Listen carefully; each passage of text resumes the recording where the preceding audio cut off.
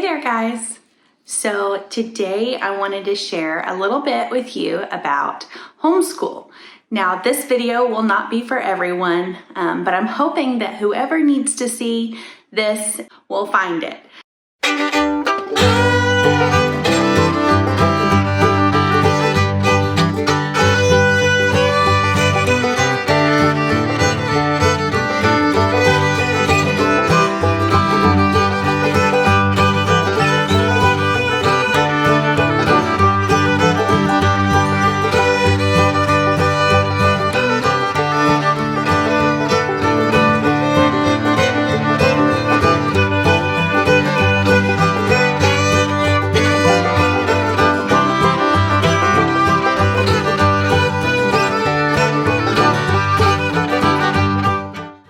So we have two children that we're homeschooling currently. We have a third grader and a kindergartner this year.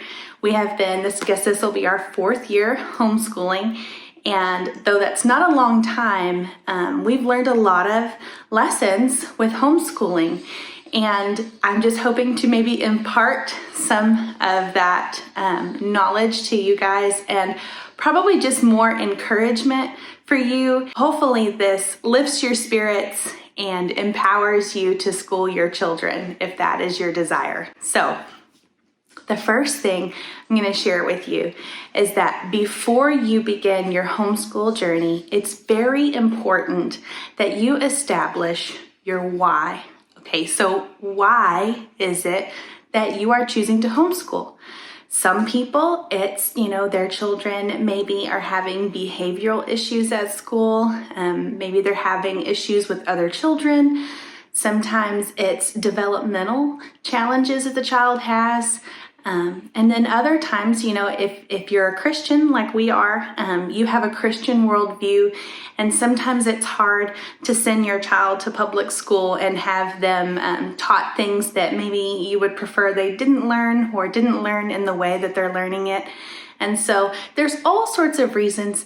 Now we have a very long why, and maybe at some point I'll do a video about why it is that we choose to homeschool and all the benefits that we see in it. But the short of it is that we just really enjoy being with our children. I really like my children being home with me. I like being the one that teaches them. And I like being the one that sees the light bulb go off when they learn something new. And I just can't imagine giving that experience and that opportunity to someone else when I really enjoy it.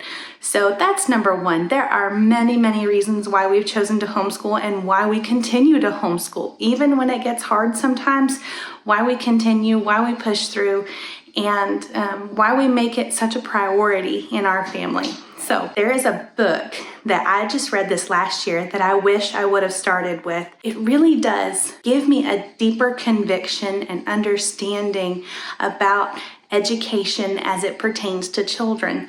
Not just how they learn, but also what we can do to create a learning environment that is unique to each individual child, to bring out the best in each child. And that book is Dumbing Us Down by Gatto. Now, I don't want to spoil this. This is a very short book. I read it in a matter of hours one day. It's very short. Let me see. It is 104 pages. Like I said, very short, very deep, very meaningful book. So Gatto resigned after 26 years as a teacher in Manhattan Public Schools, and he won Teacher of the Year multiple times. This book is actually an award acceptance speech of his. And when you think about that, as you read it, you realize how shocking what he was saying was to his audience, receiving an award for Teacher of the Year.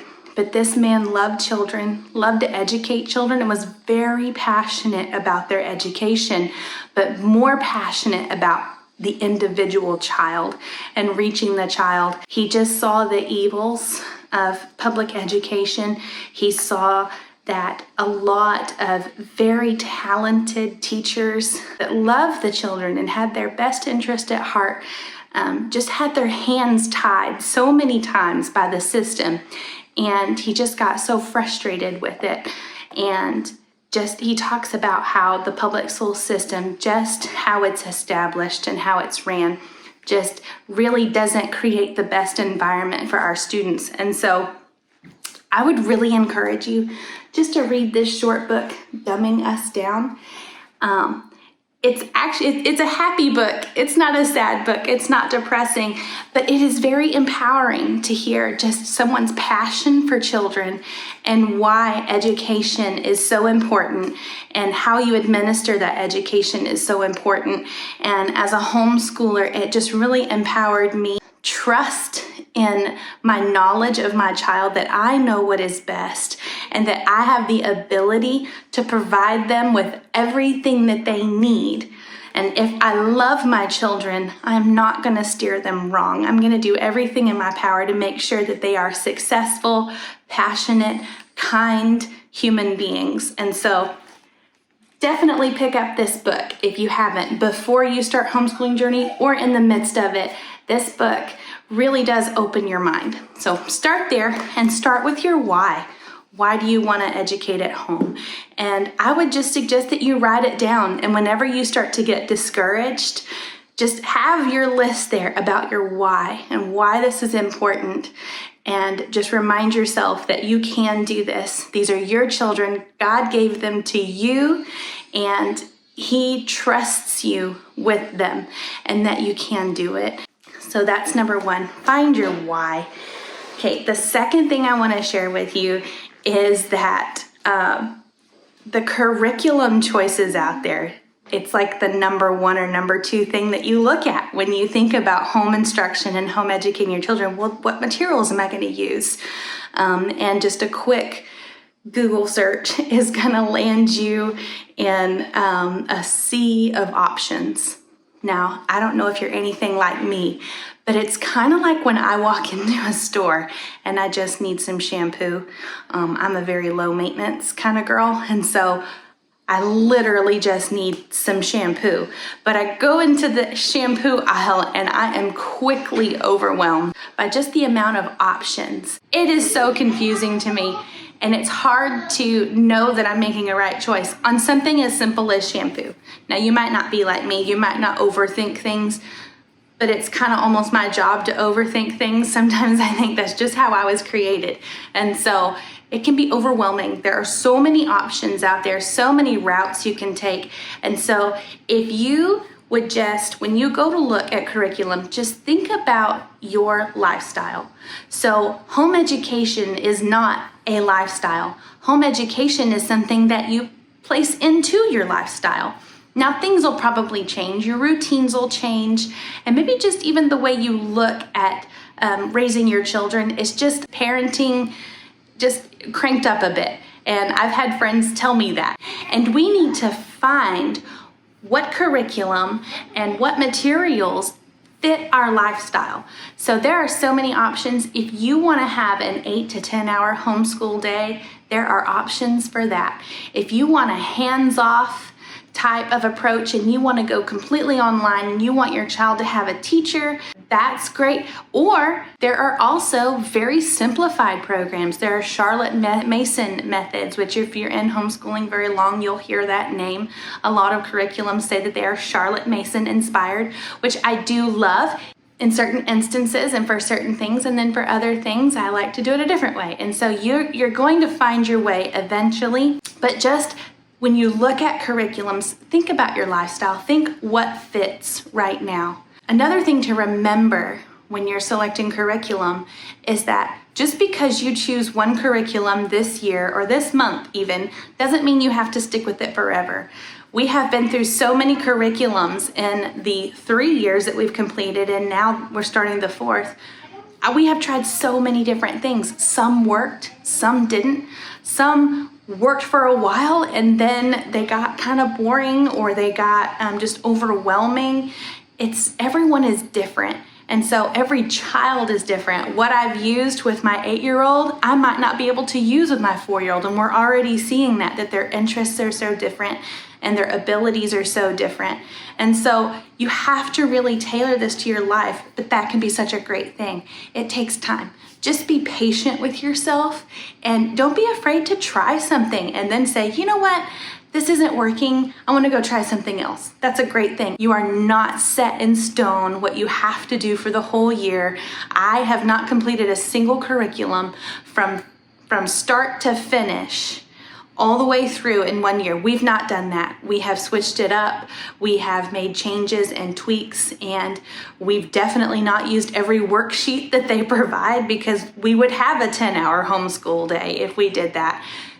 Some things don't fit our lifestyle. And so just please don't get overwhelmed by the options.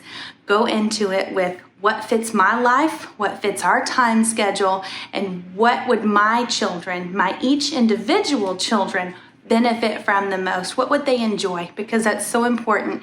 If they don't enjoy education, then it's not really education. One of the great things that John Gatto says in his book is that we have an idea that children are empty vessels that we need to pour education into, and they're not. God created each one of them with their own unique passions and abilities and a plan that he has for their life. They're not empty vessels. They will have natural abilities and natural interests and natural curiosities that will guide their education and will guide their learning if we allow them to, and we give them the space, the time, the encouragement, and the tools that they need. So on that topic, I wanted to share with you just this year, the change that we're making with our third grader. So last year, we used a curriculum called Rod and Staff. I felt like I really wanted a more rigorous curriculum. I wanted to spend more time on it. We had been a little bit more lax in the second year.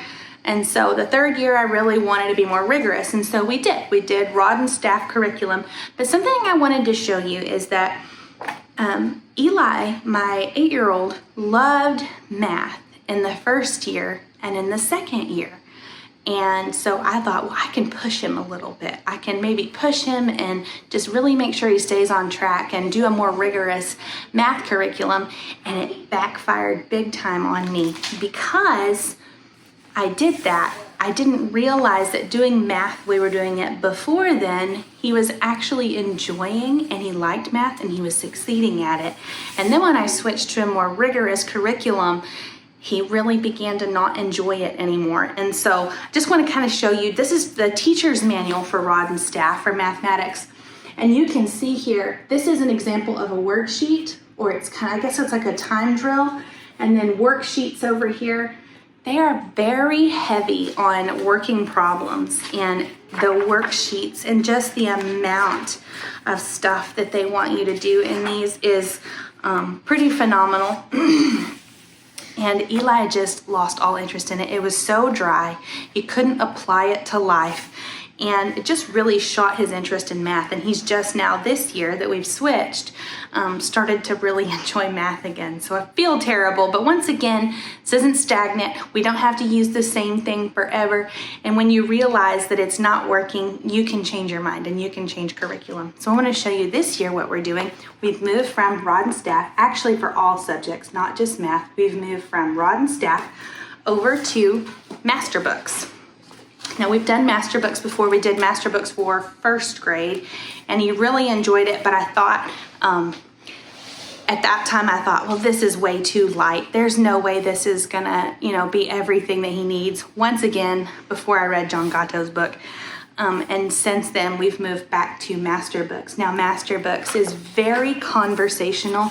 There are stories about some twins, and they just kind of show how you will use the math that you're learning on a daily basis, and fun little activities in here.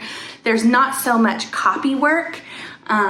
This looks like quite a bit, but it's really not. You do maybe 1 page a day, and so it's not extensive when it comes to the copy work and all of that. And Eli is really enjoying this. He's enjoying all of the Master Books books so far. So just don't get overwhelmed. Allow yourself some flexibility. Give yourself permission to change your mind. And just try out the curriculum that you think would suit your schedule and suit your children the best. And the last thing that I want to encourage you guys that are just getting started is that curriculum doesn't have to be the end-all be-all. It is just the frame of our house for education. It is not everything. And so we are going to round out our education with other activities and other life experiences. And so Master Books is a little bit more light, I guess, than what we've tried in the past. And I really like it that way because a school day for us, curriculum-wise, lasts 2 hours tops. So we can get through all of the subjects for 3rd grade within 2 hours, and it's not a push. But if I want to add extra things, then I have the time to do so. Also, Master Books is very inexpensive, and so I have not just the time in our day to do extra activities that are fun, but I also have more money left for our homeschool supplies and homeschool experiences because I've not spent a whole lot of money on the curriculum itself. And so just as an example, I want to show you something. Okay, so we're gonna take you with us at the end of this video on a field trip we're going on tonight, actually. Eli, we just started this in the first chapter of his social studies, or I guess it's history, maybe it's social studies, I'm not really sure. It's got some geography, it's got maps and graphs and all kinds of things, talks about the timeline of history, but this is America's story. And this is from ancient Americas to the gold rush. And so we've started out, of course, with Native Americans. Where did they come from? Where did they go? Are they still here? Everything about the Native Americans, pretty much what their start was. It's really neat. I love this book. It's got a lot of pictures in it, maps. It's got, this is something that we thought was neat, was they show you all the different types of houses that the Native Americans lived in. And we really liked this chapter, and so I thought, well, this didn't take very long. And on Friday, our afternoon will be free, and so we can get ready and we can actually go on a short field trip. And so tonight, just so happens, is the Comanche homecoming in a town near us in Oklahoma. And so we're gonna go, and it's gonna be a powwow where they are gonna do their native dances and have some competitions, costume competitions, and they've got like a fair set up. And so we're really excited this evening to give our family an experience of the cultures that we've just studied about. And so because our work is so light, I have the time to invest in real life experiences to kind of drive home what we've learned about. And so I just encourage you to find what works for you, and don't be afraid to change it up. Don't be afraid to change your mind, and really just let your child lead you. I love the idea of child-led learning. I was passionate about very specific things as a child, and going to public school, though I loved school when I was a child, there were so many times I would just sit in the classroom and just stare out the window thinking, there are so many other things out there that I would just love to be doing. And I don't want that for my child. I love being able to just let them experience life and learn the things that bring them joy and that they're passionate about. Yes, we have to lay a foundation educationally, but my idea is as long as they are good readers and they love reading and they love learning, and I give them basic math skills, the rest really is up to them. And then I leave a lot of room for God to guide them wherever He has planned for them. And so that is my take on homeschool. And if you're getting started, I hope this encourages you. And if you have any questions at all for me about homeschool, I would love nothing more than to talk homeschool. As mothers, we really need all the encouragement that we can get, that we are doing a good job. We are good mothers, and it doesn't matter what choice you make for your child, whether it's public school or homeschool or private school, that if you are loving your child and you are doing what you know is best for your child and for your family, then you're not gonna lose. You really are gonna succeed. And so I just encourage you to reach out and ask for help when you need it, and just trust yourself and trust God with your children. Above all else, He loves them even more than we do, and we can trust Him with our children. So I hope you enjoyed the footage of our night tonight. We're really excited to go. We have some Native American heritage in our family, and so Comanche to be specific. And so it's going to be really neat just to see a part of our family's heritage. I hope you enjoy the footage, and I hope you'll come back even if homeschool is not for you and that this topic really isn't for you. I hope that if you are a parent or a grandparent, that you would just encourage them with their choices. It's so important that when a parent makes a choice for their child that is kind of hard, that maybe is looked at with more of a raised eyebrow, that we just be supportive and loving and kind to those parents. And so I would just encourage you all to love one another, love your children, and do what is best for your family. So we'll see you next time. Thanks for watching. Bye.